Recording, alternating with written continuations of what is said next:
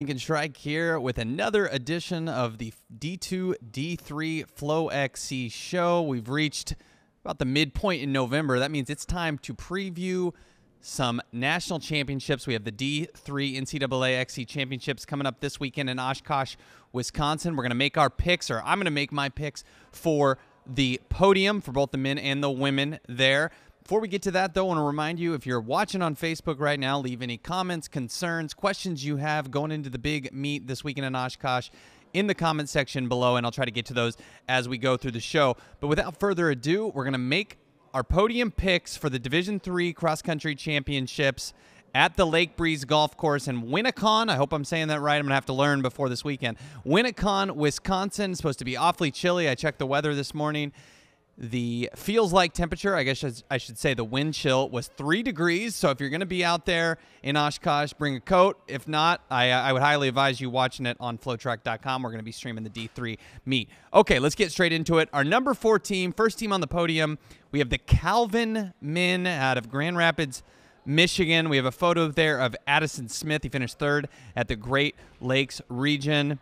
He's been leading the squad last couple meets after kind of a slow start. So for Calvin, they were only 12th at NCAAs last year, but they've really, really improved on the backs of not a lot of upperclassmen. They've got some young guys, only 1 senior in their top 5 the last meet. This is a team that is on the rise. They had just a 39-second spread at the Great Lakes region, and they were 3rd at pre-nationals behind North Central and Washington U. So I really like this team. They've been on the rise the last couple weeks, and like I said, kind of the team of the future with just 1 senior. So this could be their first year, get on that podium, and then next year, who knows? There's a ton of possibilities going forward. So this will be a big weekend for the Calvin men. Watch out for them. We're going to pick them 4th. Okay, moving on to the 3rd spot on the podium, we got the Washington University men out of St. Louis. They were 5th last year at NCAAs, but the big thing that's changed their fortunes this year is the addition of Pacific Lutheran transfer Brad Hodkinson.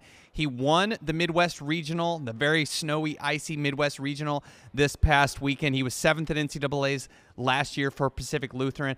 He's made this team a whole different animal, though, this year. He's given them a low stick, somebody who could win a national title this weekend, and that's why they're going to get on the podium.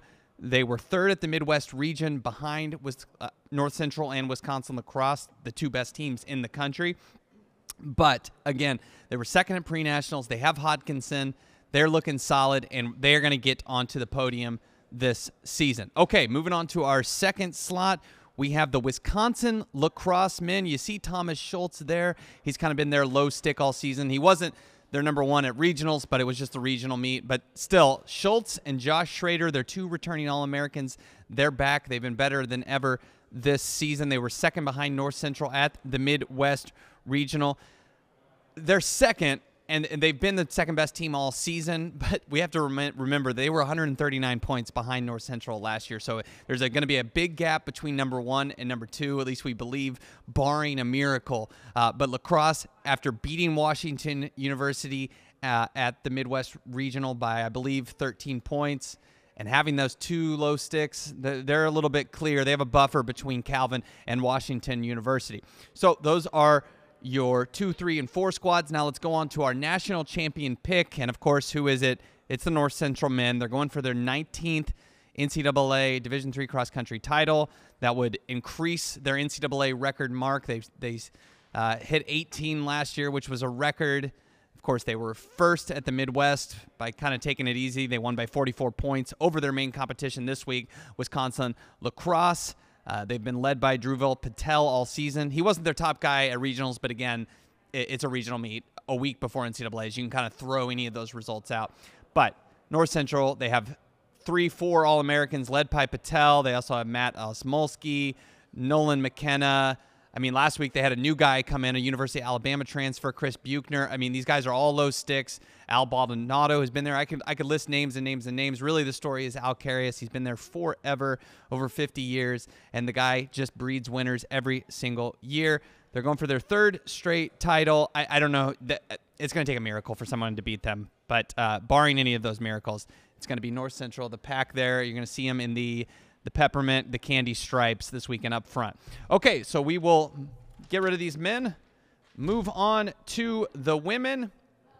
Coming in number 4, it is your favorite state University of New York, the Geneseo ladies, led by Elise Ramirez, who you see there. They had no returning All-Americans this year. Ramirez was kind of close, but they've been a different group this year. Ramirez has elevated her game. They were just 6th last year at NCAAs, but they really have a couple, they have a solid 1, 2, 3 that will lead them to the podium, at least we believe. One thing, though, if they want to move up past the 4th spot, because that kind of seems to be where they're sitting right now, they need to shore up the 72-second spread that they had at the Atlantic Regional. The Atlantic, not one of the stronger regions, and having a 72-second spread, that doesn't bode well for them getting higher than 4th. So they'll need to improve on that this weekend if they want to move up the podium. But right now we have them slotted at number 4 in the country to get a trophy. All right, moving on to our 3rd squad.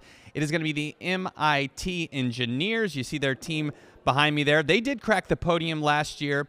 They were 4th, and they have a returning All-American, Leandra Zimmerman.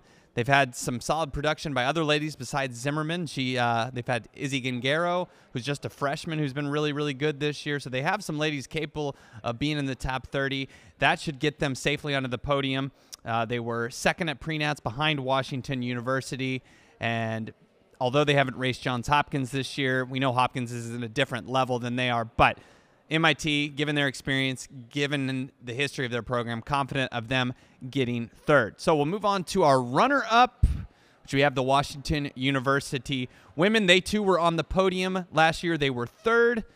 They have one returning All-American in Paige Lawler. She's been a stud all year. She could fight for a national title. But they also have an All-American coming back from 2016, Allie Wayne, who was actually 8th 2 years ago, and she's been very, very strong again this season. So with Lawler and Allie Wayne, and then you also add in Sophie Watterson, Washington University Bears, they have about 3 ladies that could be All-Americans on Saturday in Oshkosh. That's going to get them onto the podium and should get them into the top 2.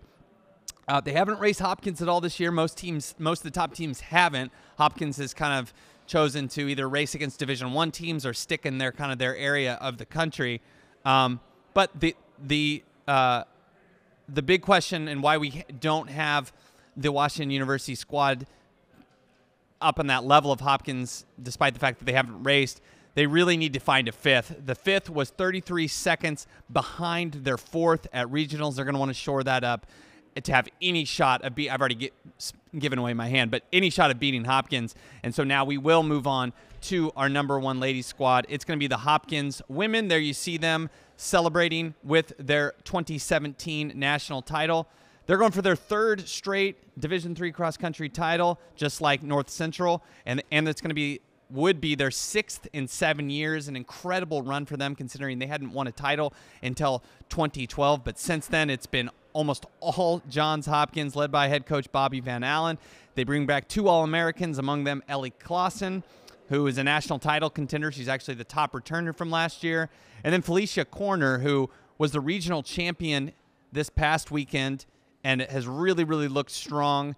She wasn't an All-American last year, but she was an All-American in 2016. She looks to be up there again this year. Should also mention Therese Olshansky. She was in the top 30 last year. So they have everybody. They're dominant. They won regionals by 43 points while sitting their top 3 of Clausen, Kaylin Riley, and Tasha Freed. I mean, this team can't be beat, just like North Central. I don't see any way that they're losing. It's going to be the story of dynasties at the Division III cross-country championships this weekend.